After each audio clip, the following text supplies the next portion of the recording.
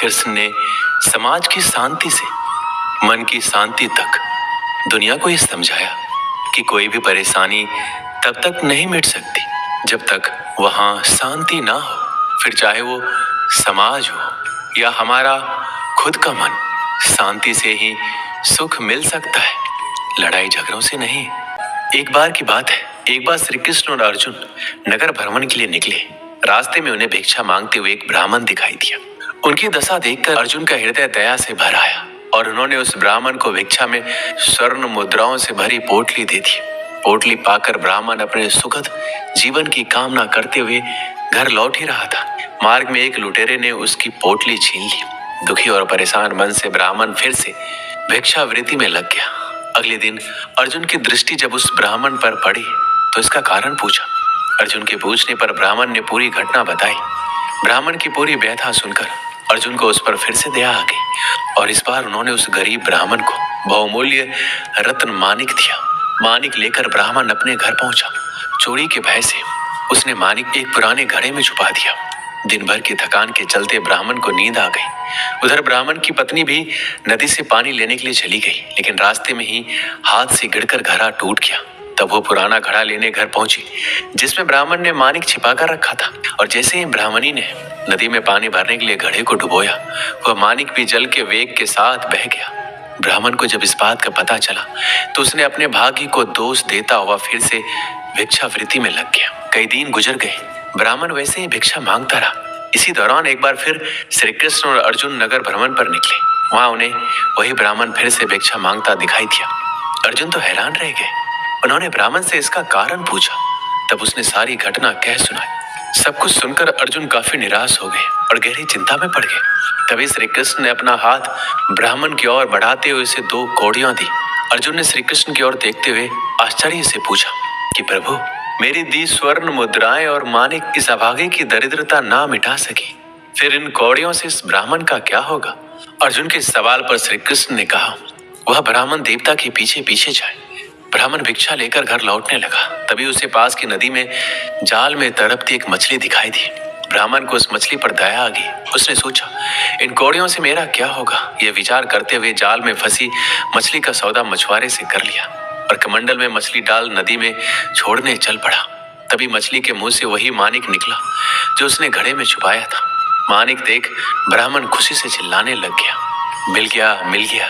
भाग्य बस उसी समय ब्राह्मण की मुद्राएं लूटने वाला लुटेरा भी वहीं से गुजर रहा था। उसने समझा कि ब्राह्मण ने उसे पहचान लिया। उसने भी पकड़े जाने के डर से स्वर्ण मुद्राओं से भरी पोटली ब्राह्मण को लौटा दी। ब्राह्मण के साथ अब जो घटित हो रहा था वह सब देख अर्जुन ने भगवान श्री कृष्ण को नमन करते हुए पूछा, हे केशव, ये कैसी लीला है? जो काम स्वर्ण मुद्राएं और मूल्यवान मानिक ना कर सका वह आपकी 2 कौड़ियों ने कर दिखाया। तब श्री कृष्ण ने कहा, हे पार्थ, ये केवल अपनी सोच का अंतर है। तुम्हारी स्वर्ण मुद्राएं देने पर उस ब्राह्मण ने केवल अपने सुख की कामना की, लेकिन मेरी कौड़ियां देने पर उसने मछली के दुख के बारे में सोचा। बस यही फर्क है। और भाग्य का साथ पाने का रहस्य भी कि जब आप दूसरों के दुख के बारे में विचार कर दूसरों का भला करने के लिए आगे बढ़ते हैं, तब ईश्वर भी आपका साथ देता है और भाग्य अपने आप मेहरबान होता है। लेकिन जो अपने हित के लिए दूसरों का अहित सोचने और करने से पीछे नहीं हटते, भाग्य उनका साथ कभी नहीं देता है। कुछ लोग होते हैं जिन्हें हमेशा लगता है कि लोग उनके विषय में ही बात कर रहे हैं। वह यह सोचकर हमेशा परेशान भी रहते हैं कि लोग उन्हें पसंद नहीं करते, मगर वास्तविकता कुछ और ही होती है। ऐसे लोग संदेह करने के आदी होते हैं। पति पत्नी में भी कई बार ऐसी स्थिति आती है जब उन्हें एक दूसरे पे संदेह होता है। गीता में बताया गया है कि जो व्यक्ति किसी पर संदेह करता है वह कभी भी सुखी नहीं रहता। उसके मन में हमेशा शंका बनी रहती है जो उसे परेशान करती रहती है। तुम्हें जो करना है वह करो, लेकिन अहंकार से नहीं, वासना से नहीं, ईर्ष्या से नहीं, बल्कि प्रेम, करुणा, विनम्रता और भक्ति के साथ। जिसने अपने मन पर विजय प्राप्त कर ली है उसके लिए मन सबसे अच्छा दोस्त है, लेकिन जो ऐसा करने में विफल रहा है उसके लिए मन सबसे बड़ा दुश्मन है। खुशी मन की एक ऐसी अवस्था है जिसका बाहरी दुनिया से कोई लेना देना नहीं है। तुम व्यर्थ चिंता करते हो। तुम्हें किससे डर लगता है? तुम्हें कौन मार सकता है? आत्मा ना तो जन्म लेती है ना ही मरती है। जो भी हुआ अच्छा हुआ, जो हो रहा है अच्छा हो रहा है, जो भी होगा अच्छा ही होगा। भविष्य के बारे में चिंता मत करो, वर्तमान में जियो। आपका वर्तमान ही वह सब कुछ है जो आपके पास है। अपना दिल अपने काम पर लगाओ, लेकिन उसके प्रतिफल पर कभी नहीं। जीवन में सफलता प्राप्त करने के लिए भगवान श्री कृष्ण के जीवन से जुड़ी तमाम बातों का अध्ययन करके सीखा जा सकता है। आइए जानते हैं भगवान कृष्ण के जीवन से जुड़ी कुछ अहम बातें, जिससे आपके जीवन को बदला जा सकता है। वैसे तो भगवान श्री कृष्ण बचपन में बहुत नटखट स्वभाव के थे। विपरीत परिस्थितियां आने पर उनका स्वभाव हमेशा शांत रहता था, और वे ये बात जानते भी थे कि कंस मामा उन्हें बार बार मारना चाहते हैं। फिर भी वह शांत रहते थे और समय आने पर कंस के हर प्रहार का मुंहतोड़ जवाब दिया। इससे सीख मिलती है कि कठिन समय में भी अपने शांत स्वभाव का त्याग नहीं करना चाहिए। भगवान श्री कृष्ण हमेशा साधारण जीवन जीने में विश्वास करते थे। गोकुल के राजघराने में परवरिश होने के बावजूद वह अन्य सामान्य बालकों के साथ रहते, खेलते और घूमते रहते थे। उन्हें कभी भी अपने राजघराने का घमंड नहीं था। कभी भी उनका मन बुरा समय आने पर घबराता नहीं था। वह विपरीत परिस्थितियों का डटकर मुकाबला करते थे। उनका मानना था बुरे समय में विवेकपूर्वक काम करना चाहिए, अंत का प्रयास करते रहना चाहिए, भले ही परिणाम हमारे पक्ष में क्यों ना हो। श्री कृष्ण और अर्जुन की मित्रता से हर कोई परिचित है। हालांकि ये मित्रता बराबर की नहीं थी। अर्जुन सदैव ही श्री कृष्ण को अपना स्वामी, भगवान और पथ प्रदर्शक मानते थे, और उनसे जीवन के हर अवसर पर मार्गदर्शन लेना नहीं भूलते थे। एक तरह से उन्होंने अपने जीवन की डोर श्री कृष्ण को सौंप दी थी। महाभारत युद्ध के बाद एक दिन दोनों बैठकर जीवन दर्शन पर बातचीत कर रहे थे। इसी समय अर्जुन ने कहा, हे वासुदेव, संसार में हर कोई सुख की कामना करता है और जीवन पर्यंत उसकी प्राप्ति के लिए प्रयास भी करता है। फिर क्यों दुख जीवन में प्रवेश करता है? दुख रूपी भावना के निर्माण का अर्थ ही क्या है? क्यों इसकी सृष्टि की गई? यदि दुख होता ही नहीं तो जीवन कितना आसान होता। सुख और दुख दोनों विरोधी भाव है, और इनकी आवाजाही ने आम जीवन को दुखी कर रखा है। अर्जुन की बात सुनकर श्री कृष्ण ने कहा, हे पार्थ, सबसे पहली और आवश्यक बात ये जान लो कि सुख और दुख एक दूसरे के विरोधी नहीं बल्कि पूरक है। वास्तव में ये एक ही सिक्के के दो पहलू हैं। यदि दुख ना हो तो सुख की अनुभूति भी ना हो पाएगी। जब दुख आता है उसके बाद ही सुख की प्राप्ति की इच्छा होती है, नहीं तो व्यक्ति सुख की कीमत जान ही नहीं पाता। श्री कृष्ण कहते हैं, ये समय भी बीत जाएगा। समय का पहिया कभी एक जगह नहीं थमता। दुख आया तो एक दिन जाएगा ही, और सुख आया तो वह भी एक दिन जाएगा ही।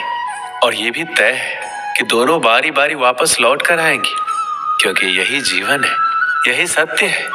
समय सबसे बलवान है, उसे अपनी गति से आना है और जाना है। उसके हर कदम के साथ कभी सुख तो कभी दुख को भी जीवन में आना है। इन दोनों के आने से व्यक्ति को घबराना नहीं चाहिए, क्योंकि समय कब एक सा रुका है। जब भी निराश हो, यही मन को समझाइए कि ये समय भी बीत ही जाएगा। गीता में श्री कृष्ण कहते हैं, मनुष्य को सदैव अच्छे कर्म करते रहने चाहिए, क्योंकि कर्मों के छिन्न हो जाने पर भाग्य भी नष्ट हो जाता है। जिस मनुष्य का अपने कर्मों पर अटूट विश्वास होता है और जो मनुष्य अपने कर्मों पर सदा अडिग रहता है, वही मनुष्य जीवन में सफल होता है। श्री कृष्ण ने कहा है, हर व्यक्ति को बिना कुछ सोचे समझे सिर्फ कर्म के मार्ग पर चलते रहना चाहिए। जो मनुष्य कर्म किए बिना सिर्फ फल की चिंता करता है, उसे जीवन में सिर्फ असफलता ही प्राप्त होती है। परिस्थितियां चाहे कितनी भी खराब हो, वो हमेशा एक जैसी नहीं रहती है, वो बदलती जरूर है। इसलिए मनुष्य को बहुत धैर्य और हिम्मत से काम लेना चाहिए। ईश्वर कभी भी किसी व्यक्ति के साथ नाइंसाफी नहीं करता। वो उसको केवल वही देता है जिसकी वो लायक है। जीवन में कुछ स्थायी नहीं है, इसलिए स्वयं को अधिक तनावग्रस्त ना करें। किसी के साथ चलने से ना तो कोई खुशी मिलती है और ना ही लक्ष्य। इसलिए मनुष्य को सदैव अपने कर्मों पर विश्वास करते हुए अकेले चलते रहना चाहिए। अकेला व्यक्ति जब चलना शुरू करता है तो उसके साथ कोई खड़ा नहीं होता। रास्ते में आप ही प्रश्न और आप ही खुद के उत्तर होते हो। संकट भी बहुत आते हैं, चुनौतियां भी ढेर सारी आती है, परंतु जो हर चुनौतियां भी ढेर सारी आती है, परंतु जो हर चुनौतियों को चीरता जाए और लगातार अपना काम करता जाए, वैसा ही तो हमें भी बनना है। अगर आपको भी सफल होना है तो आपको अपनी जिंदगी में हमेशा अकेले चलना होगा। आपको अपने लक्ष्य, अपने रास्ते खुद ही तय करने होंगे। अपने विचारों को, अपने सोच को लोगों तक अकेले ही पहुंचाना होगा। अकेले चलने का सबसे बड़ा फायदा ये होता है कि आपको बहुत कुछ सीखने को मिलता है, जो साथ में रहने से आप कभी नहीं सीख सकते। अगर कोई समस्या आती है तो उससे कैसे निपटें, समस्या का समाधान कैसे निकलेगा, ये सब आपको बखूबी पता चल जाएगा।